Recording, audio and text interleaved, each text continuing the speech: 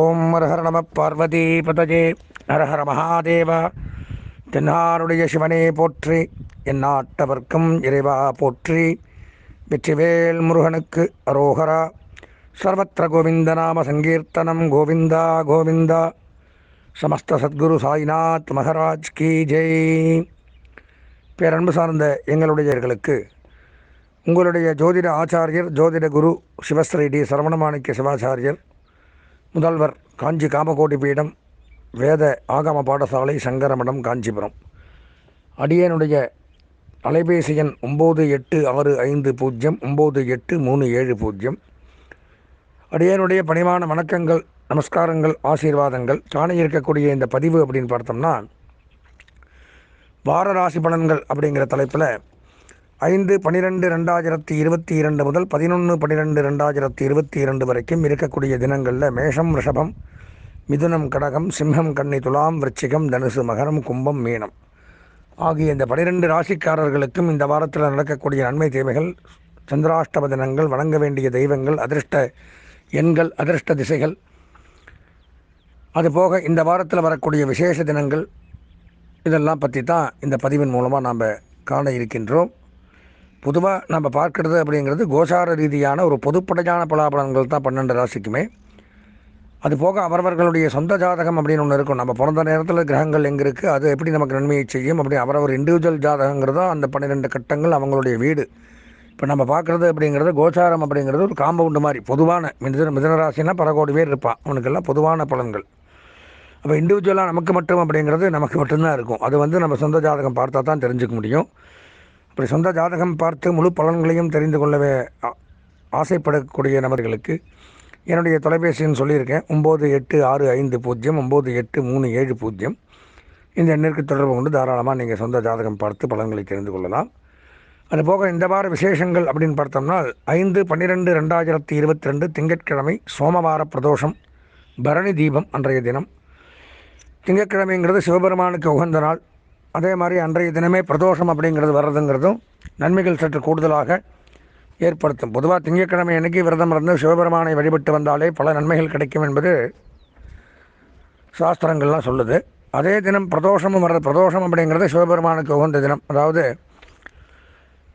அமாவாசை முடிந்து 13வது நாளும் பௌர்ணமி முடிந்து 13வது நாளும் வரக்கூடியது திரையோதசி.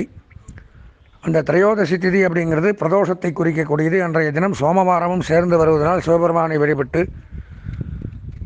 பலன்களை அடையலாம். அதே மாதிரி அன்றைய தினம் அப்படின்னு பார்த்தோம்னா பரணி தீபம். இந்த கார்த்திகை மாதத்தில் தீபம் அப்படிங்கிறது விசேஷம். அதில் கார்த்திகை தீபத்துக்கு முதல் நாள் வரக்கூடியது பரணி. அன்றைக்கும் தீபம் வைக்கணும். 5ஆம் தேதி, 6ஆம் தேதி, 7ஆம் தேதி பரணி தீபம் வீட்டில் ஏற்ற தினம். அதனைத் தொடர்ந்து மறுநாள் 6ஆம் தேதி அப்படின்னு எடுத்துனோம்னா கார்த்திகை விரதம், முருகப்பெருமானுக்கு உகந்த தினம். முருக பக்தர்கள் கிருத்திகை விரதம் மேற்கொண்டு ஆலயங்களுக்கு சென்று முருகனை வழிபட வேண்டிய தினம். கிருத்திகை அபிஷேக பூஜைகள் அன்றைய தினம். அதே மாதிரி கார்த்திகை தீபம், வீட்டில் கார்த்திகை தீபம் வைக்கிறது அன்றைய தினம்தான். அண்ணாமலை தீபம் அன்னைக்கு தான். ஏன்னா சிவபெருமான் பஞ்சபூதங்கள் வடிவாக 5 ஆலயங்களில் வீற்றிருக்கிறார். திருச்சிக்கு பக்கத்தில் இருக்கக்கூடிய திரு ஆனைக்கோவில் அப்படிங்கிற இடத்துல ஜலம் வடிவமாகவும் நீர் வடிவமாக இருக்கின்றார். அதுக்கப்புறம் நிலம், பூமி அப்படிங்கிறது நமது காஞ்சிபுரம் ஏகாம்பரநாதர் திருக்கோவிலில் வீற்றிருக்கிறார். 3ஆவதாக நெருப்பு, திரு அண்ணாமலையில் அக்னி வடிவமாக இருக்கிறதுனால தான் அந்த ஜோதி அன்னைக்கு ஏற்றி ஜோதி வடிவமாக சிவபெருமான் அன்னைக்கு எல்லாருக்கும் மலை மேலே காட்சி அளிக்கிறார். அதனால தான் அண்ணாமலை தீபம் வருஷத்துக்கு ஒருக்கா வருது. 4ஆவதாக காற்று, வாயு. காளஹஸ்தி அப்படிங்கிற க்ஷேத்திரம் எல்லாத்துக்கும் தெரியும், திருப்பதி போகிற வழியில் இருக்குது. அங்கே காற்று வடிவாக அருள் பாலிக்கிறார். ஆகாய க்ஷேத்திரம் அப்படின்னு சொல்லக்கூடியது சிதம்பரம் நடராஜர். இப்படி பஞ்சபூத வடிவில் இருக்கக்கூடிய சிவபெருமானுக்கு அந்த அக்னி வடிவமாக கார்த்திகை தீபத்தை ஏற்றி வழிபடக்கூடிய தினம் அப்படிங்கிறது 6/12/2022 செவ்வாய்க்கிழமை. வீட்லேயும் அன்றைக்கி தான் தீபம் வைக்கணும். அதனைத் தொடர்ந்து 7/12/2022 புதன்கிழமை பௌர்ணமி. பௌர்ணமி வழிபாடு, அம்பிகை வழிபாடு,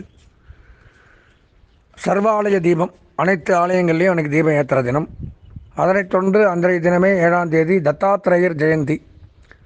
பிரம்மா, விஷ்ணு, சிவன் 3ம் ஒரே வடிவமாக குழந்தையாக காட்சியளித்தது தத்தாத்திரேயர். 4 வேதங்களையும் 4 நாய்களாக மாற்றிக்கொண்டு காமதேனு பசுமாட்டை வாகனமாக வைத்துக்கொண்டு அனுசுயாவுக்கும் அத்திரை முனிவருக்கும் காட்சியளித்து குழந்தையாக உருவெடுத்தது தான் தத்தாத்திரேயர். வடநாட்டிலெல்லாம் ரொம்ப விசேஷம். இந்த அன்றைய தினம் அவர் பிறந்த தினம். சிவபெருமான், மகாவிஷ்ணு, பிரம்மா மூன்றும் சேர்ந்த வடிவம் தத்தாத்திரேயராக எழுந்தருளிய தினம். அவரை வழிபடுவது அன்றைய தினம் சாலச் சிறந்தது. தொடர்ந்து இந்த வார சந்திராஷ்டமம் அப்படின்னு பார்த்தோம்னால் கன்னி, துலாம், விருச்சிகம். அப்போது உத்திரம், ஹஸ்தம், சித்திரை, விசாகம், அனுஷம், கேட்டை ஆகிய நட்சத்திரக்காரர்களுக்கு இந்த வாரத்தில் சந்திராஷ்டமம் அப்படிங்கிறது சம்பவிக்கிறது. எனவே இந்த வாரத்தில் இந்த 3 ராசிக்காரர்களும் எச்சரிக்கையாக கவனமாக இருந்து இறை வழிபாடு மேற்கொள்வது மிகவும் அவசியம். தொடர்ந்து நாம் 12 ராசிகளுக்கு உண்டான பலாபலன்களை காண்போம். இந்த புனர்பூசம், பூசம், ஆயில்யம் ஆகிய நட்சத்திரத்தில் பிறந்த கடகராசி நேயர்களுக்கு வார ராசி பலன்கள் அப்படிங்கிற தலைப்பில் 5/12/2022 முதல் 11/12/2022 வரைக்கும் இருக்கக்கூடிய பலாபலன்களை பற்றி தான் இந்த பதிவின் மூலமாக நம்ம பார்க்குறோம். இந்த வார பலாபலன்கள் கடகராசி அப்படின்னு எடுத்துட்டால் 11ஆம் இடம் லாபஸ்தானத்தில் செவ்வாய் பகவான் வக்கரகதியில் சஞ்சரிக்கிறார். இப்போது செவ்வாயின் எடுத்துட்டால் பூமிகாரகன், சகோதரகாரகன், ஔஷதகாரகன், அதாவது மருத்துவகாரகன், இரத்தகாரகன், இப்படி நிறையா விஷயங்களுக்கு செவ்வாய் பகவான் அதிதேவதையாக, கடன் இதுக்கெல்லாம் அதிதேவதையாக இருக்கிறதுனால,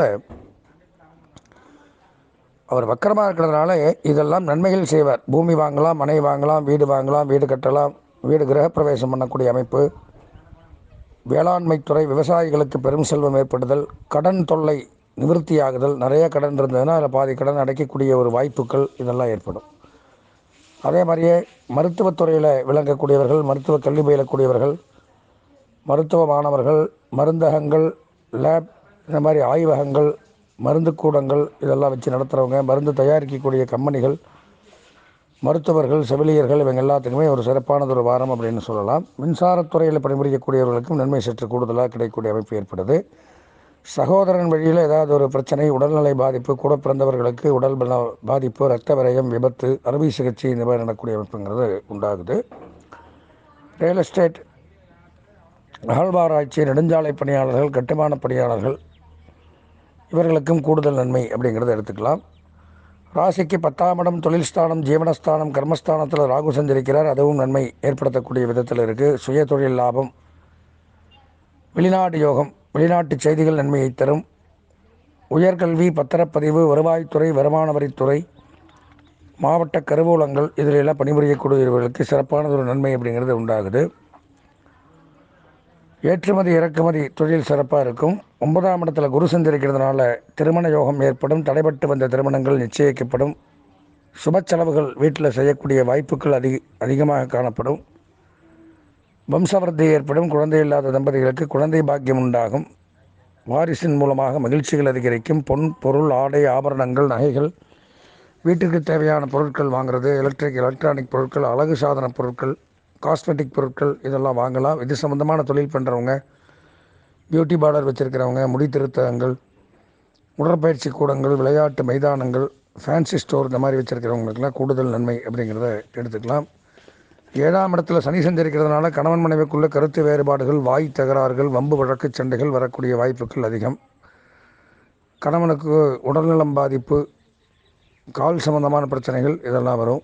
சனி அவர் தான் அதிபதி, அதனால். அதே மாதிரி போக்குவரத்தில் கவனம் தேவை. பேச்சு, செயல் இதில் எல்லாம் கவனமாக இருக்கணும்.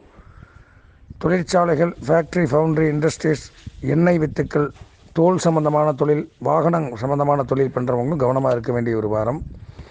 6ஆம் இடம் ரிணம், ரோகம், சத்ருஸ்தானத்தில் புதன், சுக்கிரன் சேர்க்கை. அப்போ கல்வி பயிலக்கூடிய மாணவர்கள் கவனமாக எச்சரிக்கையாக இருக்கணும். கல்வித்துறையில் பணிபுரியக்கூடியவர்களும் கவனம் தேவை. IT company, trading company, marketing agencies, business பண்ணுறவங்க கவனமாக இருக்க வேண்டிய ஒரு வாரம். அதே மாதிரி சுக்கிரனும் இருக்கிறதுனால ஆபரண தொழில் பண்ணக்கூடியவர்கள், நிதி நிறுவனங்கள், கொடுக்கல் வாங்கல், வருவாய் சம்பந்தமான தொழிலில் இருக்கக்கூடியவர்கள் இவங்களும் கவனமாக இருக்க வேண்டிய ஒரு அமைப்பு அப்படிங்கிறது ஏற்படுது. 5ஆம் இடம் பூர்வ புண்ணியஸ்தானம் வலுப்பெற்று அந்த இடத்துல செவ்வாய் வீட்டில் சூரியன் சஞ்சரிக்கிறதுனால கண்டிப்பாக பூர்வீக சொத்துக்கள், தகப்பனார் வழி சொத்துக்கள் அப்படிங்கிறது ஏதாவது வில்லங்கம், விவகாரம், பிரச்சனைகள்லாம் இருந்தால் அதெல்லாம் நிவர்த்தியாகி நமக்கு சாதகமாக நடக்கக்கூடிய அமைப்பு அப்படிங்கிறது ஏற்படுது. பூர்வீக சொத்துக்கள் லாபம். அரசு துறை, அரசியல்வாதிகள், அரசு பணியாளர்களுக்கு நன்மை சற்று கூடுதலாக கிடைக்கக்கூடிய அமைப்பு. அரசு வேலைக்காக காத்திருக்கிறவங்களுக்கு அந்த பணி நியமன ஆணை அப்படிங்கிறது கிடைக்கும். அரசாங்க உத்தியோகம் அப்படிங்கிறது கிடைக்கும். அரசாங்கத்தில் ஏதாவது ஆக வேண்டிய காரியங்கள் இழுத்துட்டே போயின்னு இருக்கு, தடைபட்டுருக்குன்னா அதெல்லாம் நல்லபடியாக நடக்கக்கூடிய வாய்ப்புகள் அதிகம். குழந்தைகள் மூலமாக மகிழ்ச்சிகள் அதிகரிக்கும். 4ஆம் இடத்துல கேது சஞ்சரிக்கிறதுனால உடன் பிறந்தவர்கள் மூலமாக தொல்லை, உபத்திரவங்கள் ஏற்படலாம். சட்டம், நீதிமன்றம், காவல், இராணுவ பிரச்சனைகள் ஏற்படலாம். அதே மாதிரி சட்டத்துறை, காவல், நீதிமன்றம், இராணுவம், விமான போக்குவரத்து, கப்பல், ரயில்வே இதில் பணிபுரியக்கூடியவர்கள் மட்டுமல்லாமல் சினிமா, சுற்றுலா, கேளிக்கை, விளையாட்டுத் துறையில் இருக்கிறவங்களுக்கு நன்மைகள் சற்று கூடுதலாக நடக்கும்.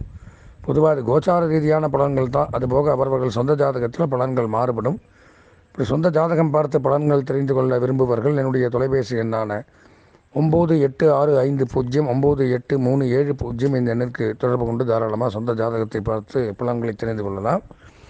கடகராசி அப்படின்னு எடுத்திருந்தால் இந்த வார பலாபலன்களில் ஒரு 90% நன்மைகள், கல்வி பயிலக்கூடிய மாணவர்களுக்கு 70% நன்மைகள், கலைத்துறை, அரசியல்வாதிகள், பெண்களுக்கு 80% நன்மைகளும், சுயதொழில், உத்தியோகம், வியாபாரம், விவசாயம் செய்பவர்களுக்கும் 80% நன்மைகள் ஏற்படக்கூடிய அமைப்பு அப்படிங்கிறது உண்டாகுது.